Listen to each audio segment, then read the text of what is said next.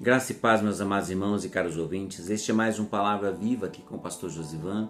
Eu sou pastor da Primeira Igreja Batista em Vila Ramos, aqui na Avenida Coronel Alves Rocha Filho, 390, na Zona Leste, capital de São Paulo.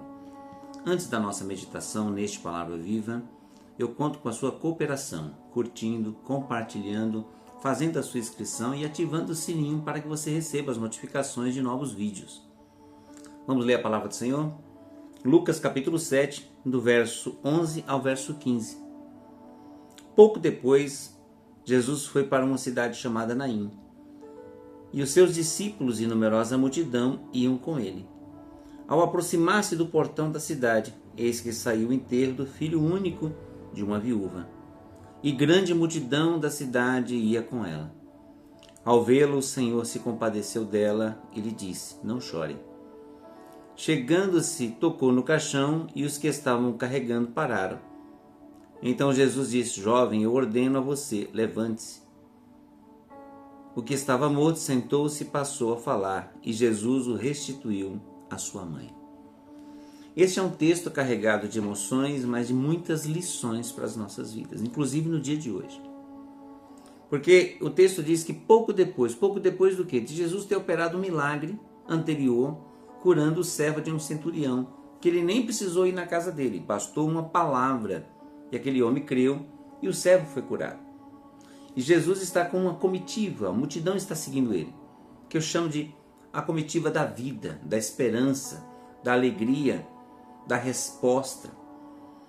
E ele está indo para esta cidade. Por que ele tem um encontro na entrada da cidade? Porque a outra comitiva, que era carregada de dor, de sofrimento, de falta de esperança, era a comitiva da morte. Havia o quadro ali severo. Uma pessoa que já era viúva perde o seu único filho. Portanto, toda a esperança dela tinha ido embora. Ela agora estava sozinha e desamparada. Jesus poderia ter se atrasado, Jesus poderia ter parado para atender outra pessoa, porque na multidão da vida também tem necessidades. Mas não, Jesus chegou na hora certa, encontrou. Se Jesus tivesse atrasado ou adiantado, não se encontraria essas duas comitivas. Então eu creio num Deus que chega na hora certa na nossa vida, na nossa necessidade. Creia nisto. Segunda lição que esse texto nos mostra, que é rica. Diz o texto que quando Jesus vê aquela mulher, ele se compadece dela. Ao aproximar-se da cidade, eis que saiu o enterro de um único filho de uma viúva, e grande multidão da cidade ia com ela. Ao vê-la, ou seja, vendo-a, o Senhor se compadeceu. Ele padeceu junto, ele sabia o tamanho da dor. Então nós temos aqui um Deus que vê. Isso me lembra muito quando Agar, lá no Velho Testamento, no livro do Gênesis, é expulsa da casa de Abraão, de Sara, porque ela era escrava de Sara, e ela estava grávida de Ismael, por conta do ciúme de Sara. E lá, fugindo, Deus busca, fala com ela e orienta ela a voltar. E ela não reclama, ela não esbraveja, ela não lamenta, ela diz o Deus que vê. Está lá no capítulo 16, verso 13 de Gênesis. Nós temos um Deus que vê. Vê a nossa dor, vê a nossa angústia, vê a nossa dificuldade. O nosso Deus sabe exatamente o que estamos passando. Ele vê tudo. Creia nisto. Ele não chega atrasado e ele vê todas as coisas. Outra lição.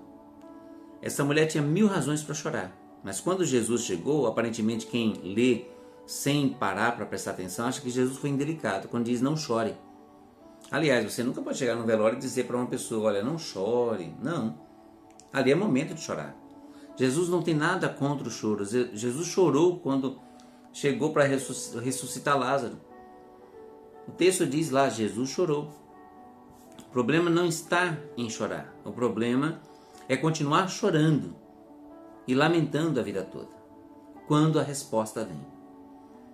Então, quando Jesus fala para aquela mulher, nas entrelinhas, ele está dizendo, não chore porque eu cheguei. Não chore porque a resposta para o seu problema está aqui. Então, quando Deus intervém, não é mais motivo de chorar. O texto também nos mostra uma outra questão. que Jesus toca no caixão. É algo que era proibido, tocar no morto, tocar no esquife.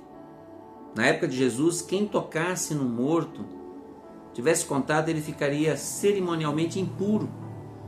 Teria que se afastar das pessoas, teria que oferecer sacrifícios de purificação, portanto, era algo impossível. Então, por que Jesus tocou naquele caixão e parou aquele enterro, aquela procissão? O que Jesus está dizendo ali, vocês não podem tocar no morto. Vocês se tornam impuros, mas eu posso tocar no morto. Porque, diferente de vocês, eu sou o Senhor da vida. E aquele menino foi ressuscitado. A restauração, diz o texto, que Jesus o restituiu à sua mãe. Restituiu a presença do filho, restituiu a segurança, a esperança, a alegria. Tudo se fez novo na vida dela. Ela que estava chorando, amargurada, ela agora tem motivos para sorrir. Então você e eu temos que crer num Deus que não se atrasa, chega na nossa vida na hora certa, um Deus que vê o que nós estamos passando, o que nós estamos necessitando. Nós não estamos alheios aos olhos do Senhor. Um Deus que pode parar o choro, porque Ele é a resposta. Tanto é que Paulo fala na carta aos Tessalonicenses, no capítulo 4, verso 13 em diante: não quero que vocês sejam ignorantes quanto aos que dormem, pois ao ressoar da trombeta de Deus, eles ressuscitarão primeiro. A morte é um problema para mim e para você. Para Deus não. Para Deus é solução, porque aquele que morre em Cristo Jesus morre para nós aqui, está nos braços do Pai. Portanto, entregue sua vida a Jesus. Creia nesse Deus que chega na hora certa, que vê a sua necessidade, que pode parar o nosso choro e que pode restaurar a vida quando a morte já estava instalada. É esse Deus que nós cremos. Portanto, entregue sua vida a Jesus. Vamos orar? Pai amado, Pai querido, muito obrigado por tua palavra. Muito obrigado por teu grande amor. Por ser esse Deus presente, gracioso, misericordioso, que não está alheio a nada do que acontece à nossa volta e nem com os nossos.